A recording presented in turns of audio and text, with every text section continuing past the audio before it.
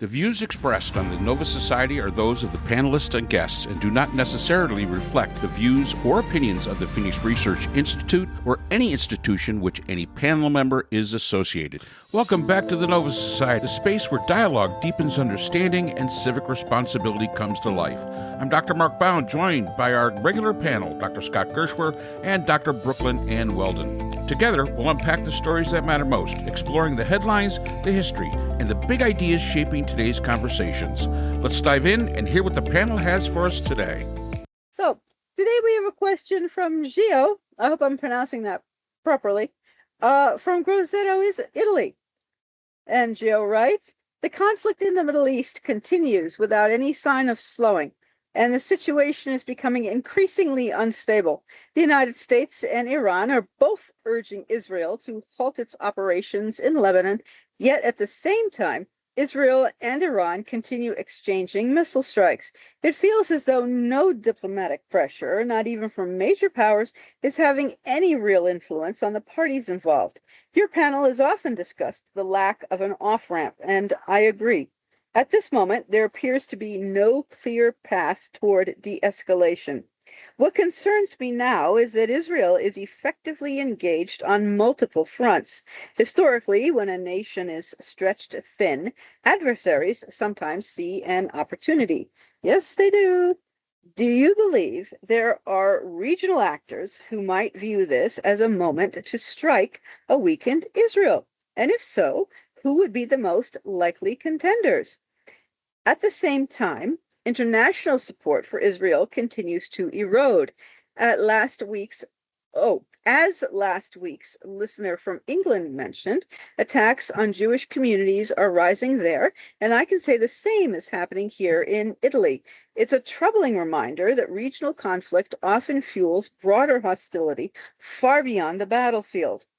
If another nation were to enter the conflict, who in the region might come to Israel's aid? You've spoken before about the improving relationship between Israel and Saudi Arabia. Do you think Riyadh would be willing to intervene or at least provide some form of support? Ooh, excellent question. I would appreciate the panel's assessment of these possibilities. Thank you, Gio, for all the questions, and I do hope I'm pronouncing your name correctly. Scott? I'm just going to say no to that last question, and I'll give a reason, and then we can get back to the overall discussion. I don't think the Arab street would be very happy about any country in the Middle East coming to Israel's aid, and I think it would be very, very bad for the leaders of Saudi Arabia to do so. I think that if the sort of negotiated deal that Israel had with Saudi Arabia 2 weeks before the attack of 10/7 happened in 2023, that it could have, they could have moved in that direction, but that would have necessitated Israel providing a state for the Palestinians, or at least the space to have their own state without interference from Israel itself, with Saudi Arabia and other Arab countries being the sort of guardians of it. But if Saudi Arabia's leadership took Israel's side against another Muslim country, Iran's not an Arab country, even Shiite Muslims, then that would be a really bad thing for the leaders of Saudi Arabia, who would probably find themselves in an arena bent over with a sword over their heads. So we can go on from there, but I think it's most important to say that right off the bat. And I would agree with you. Gio, I'm sorry, but no, I can't see anybody. There's too many political risks, as Scott has mentioned, for somebody in the region to come to Israel's aid. And regardless of how we may perceive there's better relations between, say, Israel and Saudi Arabia, I can't see it. Egypt probably wouldn't. And so that doesn't leave you an awful lot as far as people in the region that would be that would be capable, actually, of rendering aid. And I'm not sure that with what's all going on today, with basically Iran attacking other states around them because of the conflict with the United States and Israel, I I think that they would take a look at that and say, well, wait a minute, if somebody does that put us more in the crosshairs? And I think that that's something that they probably would not jump into lightly. I'm sorry to hear though that in Italy there are more attacks on Jews. I really am. And if anybody wants to know, Grosseto, Italy, is actually north of. I had to look it up. It's on the west coast, and it's north of Rome. So it looks like it's in a very, very nice area. But yeah, I just can't see it. Does, to the question, I don't think anybody has the ability to say, well, stop fighting. And I know it's not Trump because he's basically being ignored. And we just heard over the past weekend, an Apache helicopter was shot down by Iran. So obviously they're not as, totally impotent as we are led to believe if you can shoot down an Apache helicopter. So that brings up a little bit more questions that we're going to have of, how degraded really are they? I mean, we're talking a pretty sophisticated piece of equipment being shot down. It was on patrol, and it didn't seem to cause them an issue. Yeah, bro. Yeah, Trump has said something like 37 times, I think, that we're close to a deal and whatnot. And I think even in the interview with Kristen Welker that went so very poorly, that Iran is, their military is kaput basically, and they have no navy. It's all at the bottom of the ocean, this and that. And you're right, Mark, nobody is paying attention to what Trump says anymore, or at least they shouldn't be, because obviously what he's saying is Bumpkus? I mean, it has no relevance or no alignment with reality. It's all magical thinking. Yeah, go ahead, Scott. Actually, you can go on a bit. I was gonna address this exit ramp idea, which has become very complicated by what Trump is saying.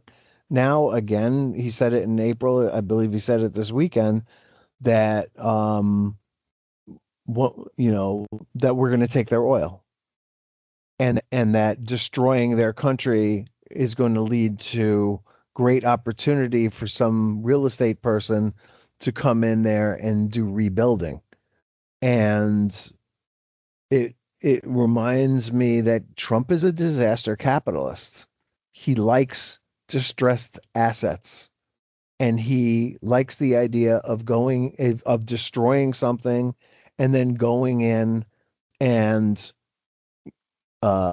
fixing it or rebuilding it and getting it back to what it was. And that is definitely complicating the negotiations, because he's got two real estate people like himself doing the negotiating, and both of them seem to be looking for opportunities for themselves as well as the greater good or getting out of this conflict.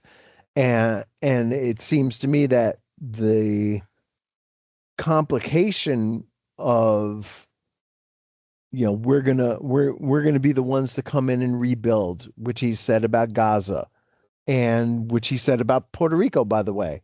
Back in the day after that hurricane, I guess it was Marie, hammered Puerto Rico, Trump was like, oh, there's going to be plenty of beachfront property for sale at distressed rate prices, and my friends and I better get in there and get some of that before anybody else can do it, and we'll rebuild Puerto Rico, and turn it into Atlantic City.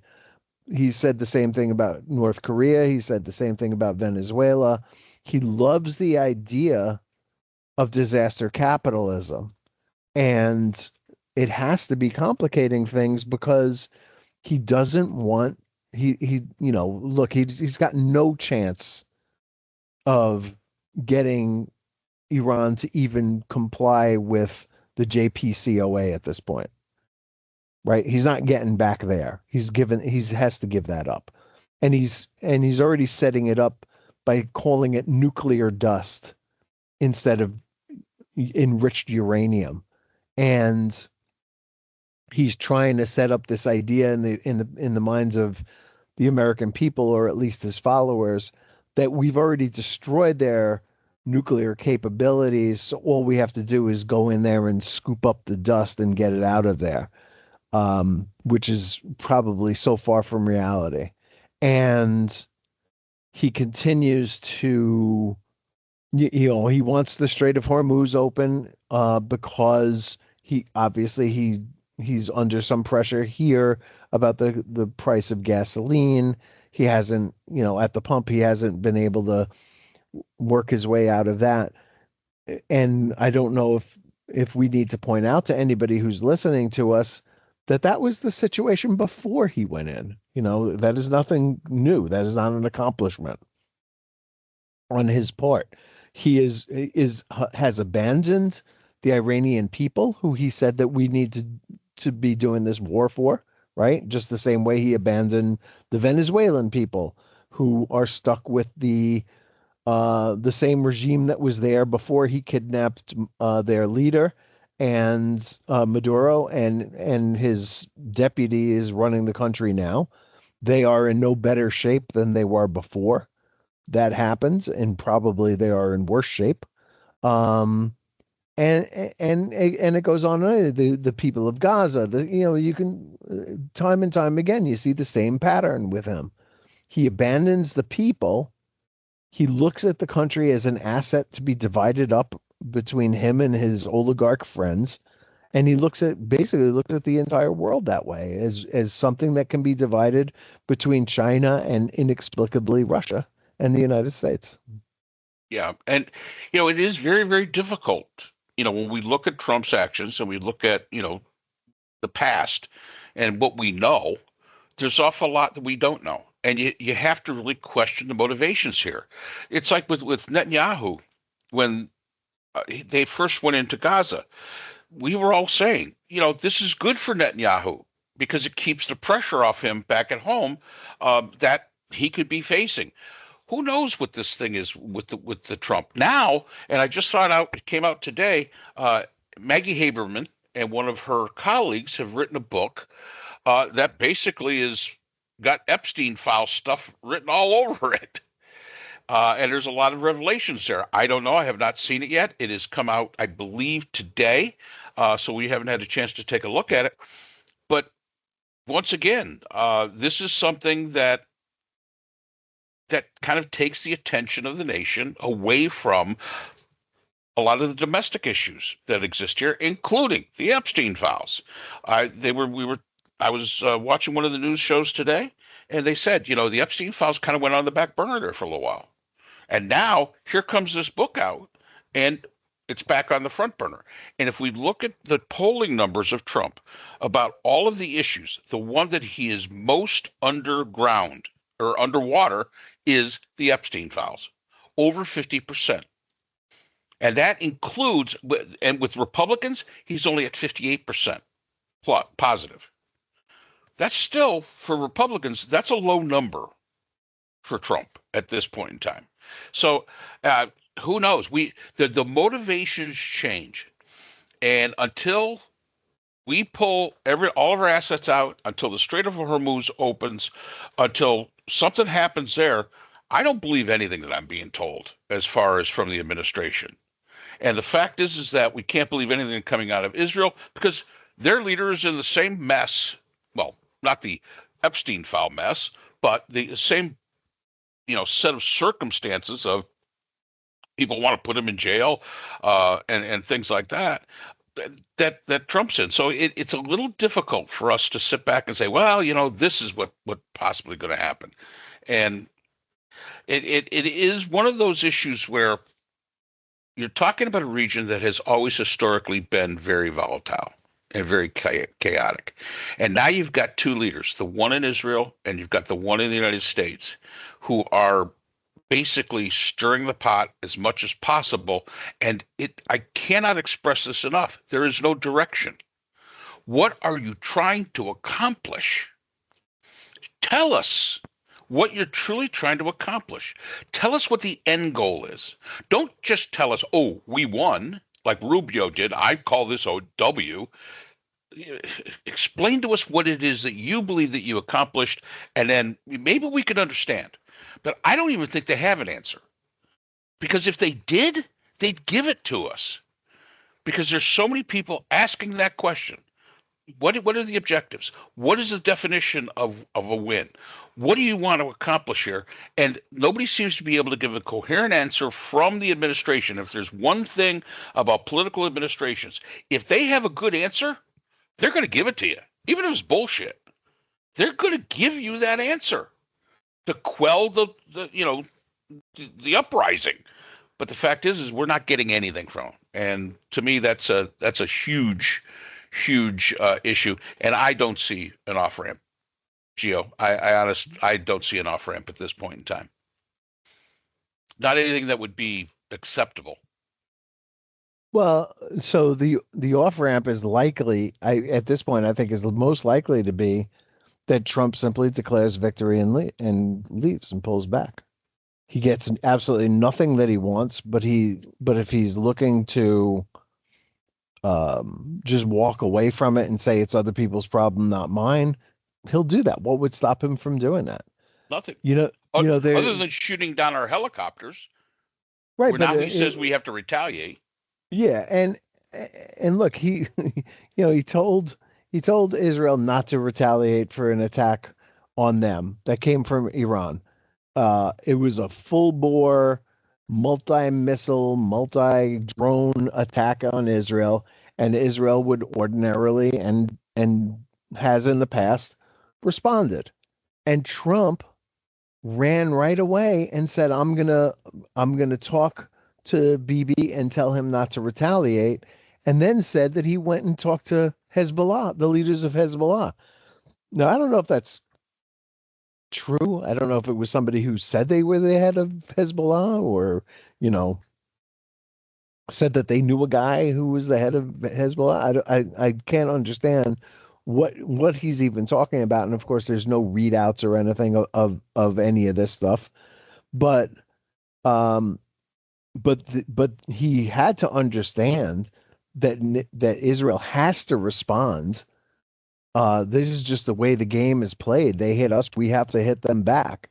And Israel's modus operandi has been to hit them so hard that they don't want to hit us back again.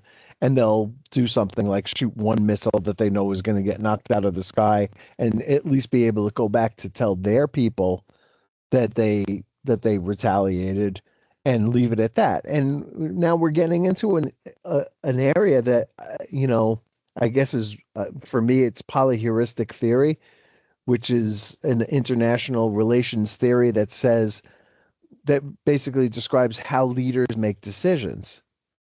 And the one thing, it's a two-step process. You go through first all your non-compensatory things, like you have to haves, things that you have to have. And political survival is one of the things that you have to have, right? Mm-hmm. And so they'll go through this one-step process and say, these are all the things that we need to be able to survive politically here at home.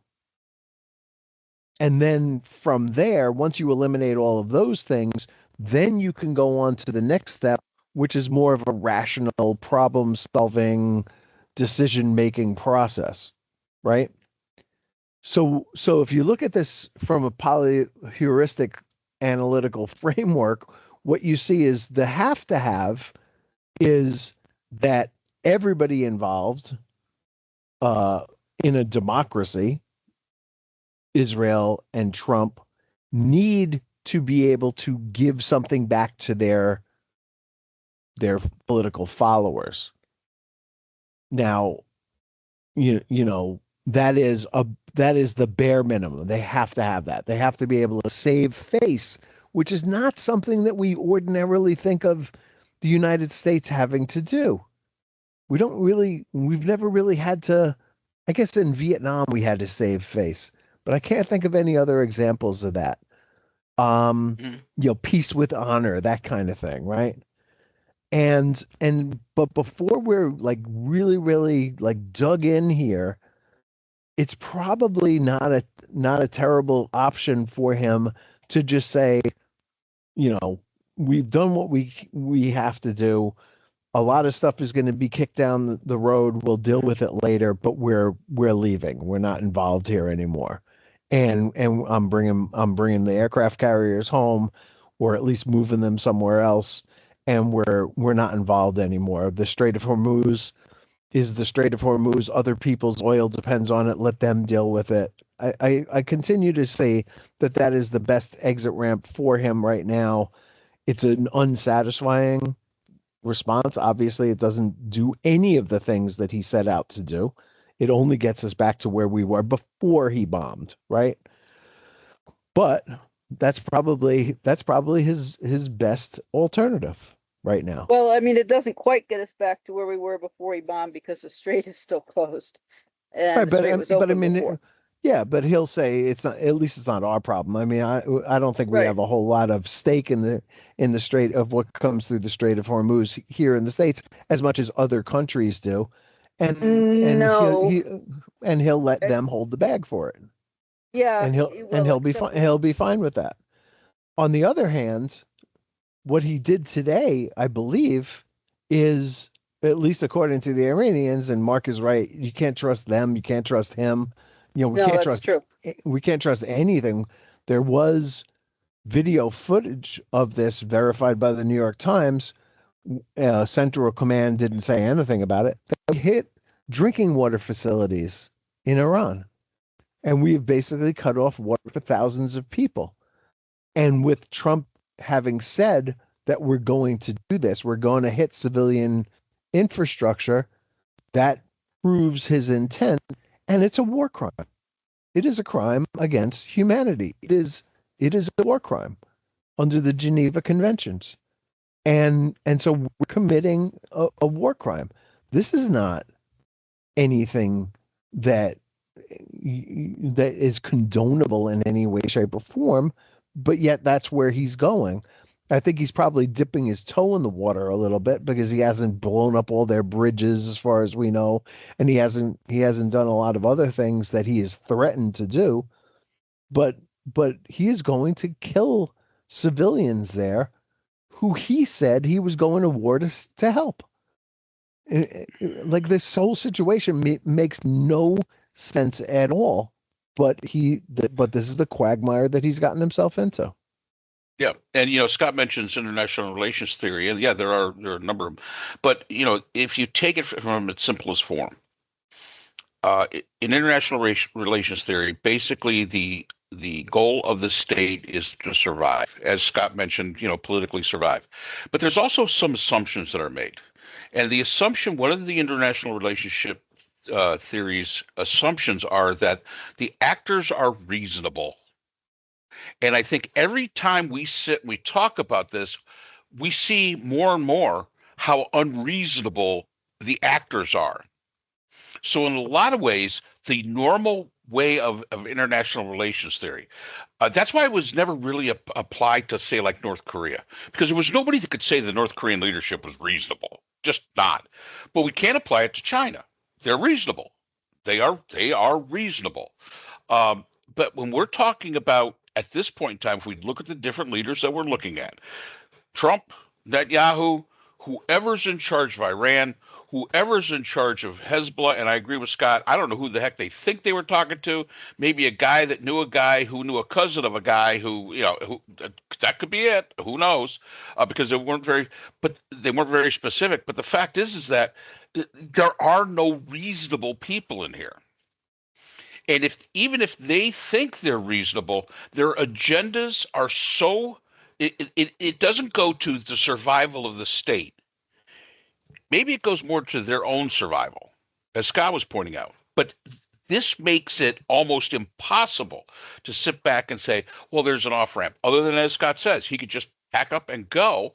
And I'm sure a lot of his followers, the crayon chewers, will say, yes, this was a victory, this, that, and the other, when nothing was accomplished. And he'll give you some bullshit line that you believe that's totally wrong, but okay, that's fine. If that takes our people out of harm's way, it is what it is. But here's your problem. Even if he declares victory and pulls out, that Strait of Hormuz stays closed. It stays closed. I don't think they open it. And they have said, Brooks mentioned this a couple of times. The Iranians have said, we will open up to other shipping, but not to the Americans. So whatever you're feeling today economically, and I saw today the rate went up to 4%. The inflation rate went up I think to it's 4%. 4.5. Well, I just saw 4. I just saw 4. 4.2. It definitely went up. 4.2? Huh? Yeah, 4.2. that's what 4.2. Yeah. Taking a guess Yeah. there. It's over definitely gone 4%. up. And it's going to keep going up. That's the problem. And we haven't seen the last of this yet. We're also, Biden did draw down some of our strategic oil reserve, and he did not replenish it. This is when Putin made his jolly little incursion into Ukraine that was supposed to be so short, and that was not replenished. And with this elective war, Trump and other nations have been drawing down their strategic reserves. And if it weren't for that, gas prices would be even higher. And we are going to be at 50%, I believe, in at the current rate. I believe in something like September, which will be the lowest our reserve has ever been, something like that. I'm not quite sure of my figures, but it leaves us at a very concerning level if anything else happens. And we need our reserve, and there's not any opportunity to replenish it. I mean, Trump could have been replenishing it when gas was 60, when gas was petroleum was $60 a barrel, but that would have made gas more expensive at the beginning of his term, and he didn't do it. So he started from less, and he's been drawing it down. So once other countries can no longer and draw from their reserves, and once we can no longer draw from our reserves, and the Strait of Hormuz is still closed, which I rather suspect it will be, although I could be wrong. Gas prices could go up to who knows what it will be this fall and into the winter when people have to heat their homes. And Trump is now putting money into coal and reopening coal mines, by the way, like $700 million or something into coal mines and into the coal industry. So, and if and when the Strait of Hormuz does reopen, the United States, under a reasonable president, and every other country in the world will need to start to refill their strategic oil reserves, which means that the price of oil is going to stay up because of the demand to refill strategic oil reserves.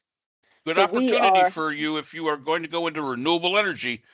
I mean, let's get back to the old American way of doing things. Let's look at this as an opportunity. Yes, because the prices, and if you need motor oil for your vehicles, I suggest you stock up, because that actually, there may not be any, and I am not joking, and I'm not the one who this is not coming from me. This is, I've watched other energy channels from and energy experts who have said that, I mean, the supplies may not even be there of various petroleum products. So we're talking years. Some people have even, energy experts have even said 6 years before prices come down. If the strait opens tomorrow, which it won't, because infrastructure has to be fixed.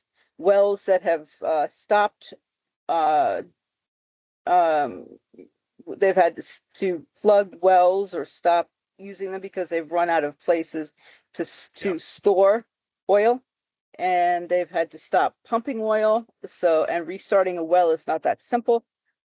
So there's a huge backlog, and then replenishing strategic oil reserves. So we're looking at years of higher gas prices. So yes, focus everybody on trying to do solar panels, try to see what you can do.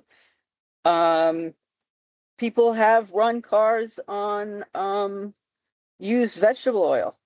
I mean, it is possible. I know nothing about how it's done, but it is possible to do these things. So in other words, there's a lot of work ahead of us. Now, to the last part of the question. Yes. Who do we see as a possible actor in the area that might take advantage of Israel's position? Who do we think? Who's the most likely culprit? Pakistan? I don't know. I mean, who's gonna take advantage for what? I mean, we know that of Israel's. Basically, the question is they're fighting. It looks like they're fighting on a two-front war. Israel will be weakened by this, especially if the United States was to pull out. Bibi has already said that he wants nothing. That he wants to wean himself off the money the United States provides for weapon. So that. Do you believe that? Huh? Yeah. Do you believe that statement? Yeah. I mean, Israel is very much dependent on the United States. He's that. I know he said it, but I don't know if I believe it. Well, maybe not. Well, I actually do believe it. I think that they've got a pretty thriving economy over there. Yeah. They've got a great tech sector. I'm sure their munitions people are up for any challenge. Yeah, no, I can see that. We should note that Israel is not at war with Lebanon. Israel is only at war with Hezbollah, and the distinction needs to be made because if Israel were at war with Lebanon, that might draw in Syria, and Syria has long had an interest in Lebanon's future, and that would be a hard thing for them to do if Bashir al-Assad was still in charge of Syria. I would say that Syria would be the one country that would try to take advantage of this as best they could. If Saddam Hussein was around in Iraq, I would say that he would have tried. I don't think that any of the current Arab state leaders would dare do anything to Israel to escalate things because Israel would hammer them so badly. And again, their number one priority is their own political survival. So I don't see that happening. But I do see, anti-Semitism on the rise around the world, and I do see that there are a lot of pain points here that are not necessarily having to do with Israel, but just overall anti-Semitism and using anti-Zionism as the cover for it. Yeah. Does Hezbollah have the same approach as Hamas does? Do they use the population as human shields? I've not been clear on that. Okay. Yes, they do. And the Lebanese people, have scrambled to get out of the way of these attacks, unlike Gaza. I mean, they're more free to move. They've got more territory to move around in. So so Israel is clearing out an area, a large strip in southern Lebanon, and you have to see topographical maps to understand the hilly nature of the bottom of Lebanon, and the top of Israel, is very much like the Golan Heights, where you could probably sit up there and use it as a launch pad for missiles that could reach anywhere in Israel. And why it's so strategically important for Israel not to have enemies in those territories. So there's probably going to be something like a DMZ when this is all over, which is kind of what the Golan Heights has been. There's an even deeper one now in Syria, since the Israelis kind of went in there during their civil war and took over a large part. I forget the name of it. Bekoff Farms, I think, comes to mind. Where they feel that as long as they have this buffer zone, they can't be attacked from there. And I think that they're trying to do the same thing in Lebanon. I'm sure the Lebanese people are paying a heavy price for it. It's tragic. Um, but Hezbollah has been resilient and they're not giving up the ghost. And just like Hamas is not giving up the ghost in Gaza. And it's important for Israel's future to make sure that they don't have these enemies there. And it's also why they're really ruling with an iron fist in the West Bank to make sure that there's no possibility of terrorist groups taking control there the way that they had in the period between 1947 and 1967. So, Israel has its own problems, obviously being a very, very small, geographically small country in a very large region of hostile people. But the Arab leadership seems to be holding as far as their neutrality, if not understanding of Israel's goals. Right. And I think it's really important for people to understand because we don't talk about Lebanon very much. Lebanon is pretty much an occupied nation, especially parts of their country. They do have a government. It is a parliamentary democratic republic. They have a president. The president appoints the prime minister, but they only have so much control. And if there wasn't so much other conflict going on in the Middle East, Lebanon would be probably a prime place to be able to help them flush out, this cancer that it has, really caused Israel problems and has caused Lebanon problems. And Scott's right. The Lebanese people have suffered quite a bit from this occupation. So this is what makes it complicated. The fact that Iran was basically a proxy for Iran in southern Lebanon, and then you've got Hamas, which was a proxy for Iran in Gaza. This is what causes, as Gio puts it, the multi-front war that they're fighting. Now the Israelis are extremely capable. There is absolutely no doubt about it. I would agree with Scott in the sense that if al-Assad was in charge of Syria, yeah, he might be the guy you got to watch because we're not sure. Definitely, if Saddam Hussein was still in charge of Iraq, definitely you'd have to keep an eye on him. Absolutely, because I think that'd be one of those cases where he'd actually side with Iran and say, yeah, let's get Israel out of the way, and then we'll move on to the next after that. So it is a complex geopolitical area, and because there is so much conflict and there's so much changing landscape that goes on in the area, it really does become difficult to keep up with what's going on. But we have to always remember who's there and really what position they're in. And Lebanon is not in a great position. If Lebanon had a really good army, like say Israel, you wouldn't have Hezbollah. You wouldn't have it, but they don't. And they don't get the support that Israel gets. So the fact is that they've got their own issues. I don't think Lebanon would join the fight. Absolutely not. Iraq is not in a position. Egypt won't do it. I don't think you're going to see Egypt do it. Saudi Arabia, I agree with Scott, would not do it because it's just kind of political suicide.